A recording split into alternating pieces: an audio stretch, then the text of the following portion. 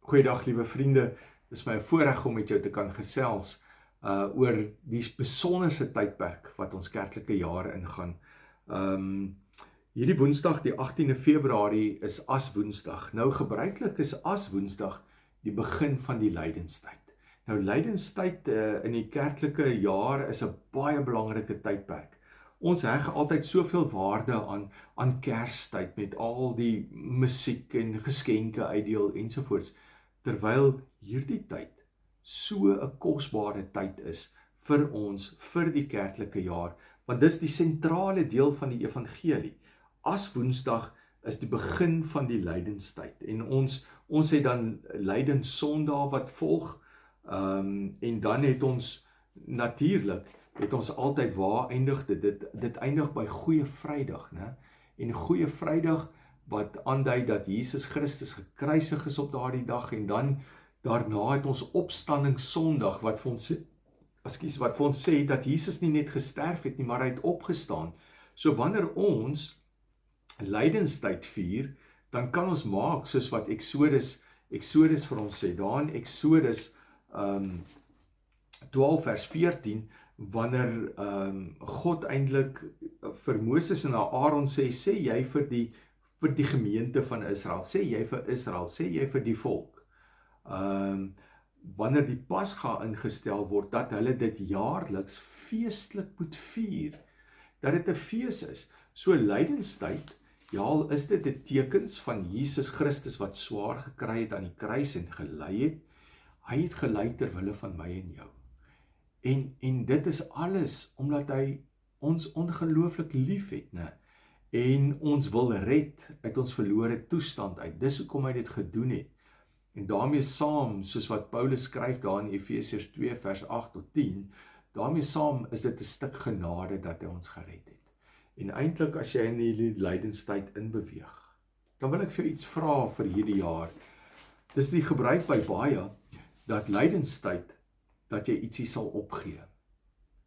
Net ter wille van daardie verbintenis wat jy maak tot Christus. Baie besluit om vir hierdie lydenstyd tot Goeie Vrydag toe, of het sy tot Opstandingssondag toe, om te sê, maar ek gaan sosiale media opgee, ek gaan glad nie dit meer doen nie, ek gaan sjokolade opgee, of ek gaan ietsie wat vir my nogal belangrik is, jy weet, of suiker opgee, of noem dit ook al wat.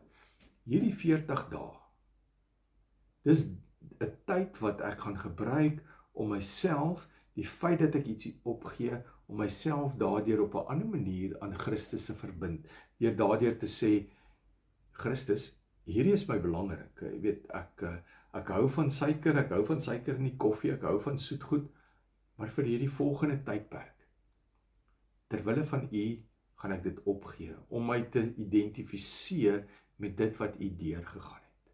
So as jy bereid is om dit vir hierdie afsienbare tyd te doen, is jy welkom om dit te doen, om daardeur ook aan te dui dat jy identifiseer met Christus se dood, jy identifiseer dan ook met die wonderlike opstanding wat daar is. En kom ons gebruik hierdie tyd om ook regtig waar weer eens al die verhale te lees, soos dit opgeteken is, deur die verskillende evangelies. Doen jouself 'n guns, gaan lees al daardie verhale van Jesus se kruisiging weer, van sy lydenstyd, gaan lees dit, en laat toe dat die Heilige Gees met jou gesels. So Aswoensdag is dan altyd die begin van lydenstyd, en kom ons maak 'n besluit. Ons het al vir mekaar gesê, maak hierdie jaar 'n nuwe seisoen in jou lewe, nie net nog 'n jaar nie, maar 'n nuwe seisoen. Nou laat lydenstyd jou seisoen ook vorm hierdie jaar.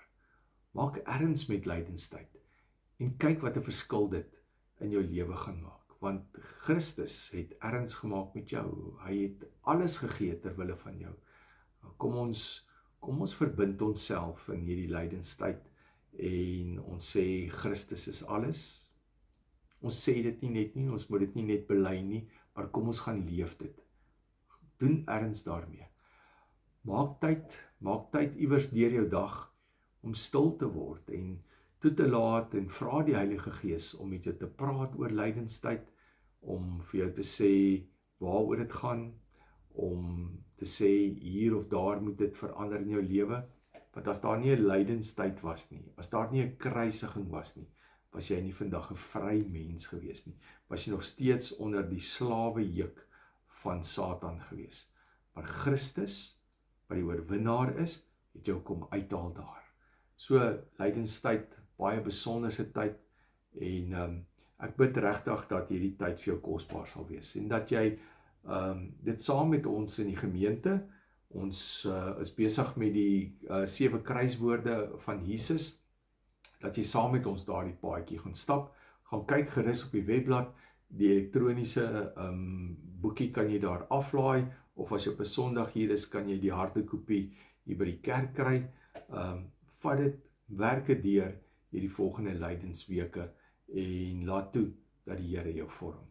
Kom ons sluit die oë en dan bid ons saam. Vader, baie dankie vir 'n tyd soos hierdie, 'n kosbare tyd, lydenstyd.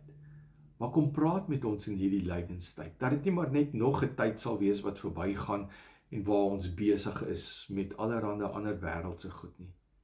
Maar Vader, help ons om tyd te maak en tyd uit te koop vir U en net stil te word. As dit ware sitkamer tyd te maak saam met U en dan regtig na U woord te luister en dit te bestudeer, die lydenstydsverhale. Dankie dat daar 'n lydenstyd is, maar dankie vir die opstanding wat ook daar is. Ons sê vir die dankie dat U ons oneindig lief het. In Jesus naam bid ons dit. Amen. My gebed is regtig dat lydenstyd vir jou hierdie jaar baie besonder sal wees. Dat dit ook 'n nuwe seisoen in jou lewe verder inlei en dat jy die teenwoordigheid van die Here op 'n kosbare manier hierdie tyd sal ervaar. En as jy besluit om deel te neem en ietsie weg te vat uit jou lewe, uit ietsie wat vir jou baie lekker was, weg te vat vir hierdie lydenstyd, en is vir jou swaar, dink net aan die lyding wat Christus moes kry, né? Alles ter wille van hom. Seën vir jou week, en mag die Here met jou praat in hierdie lydenstyd. Groete.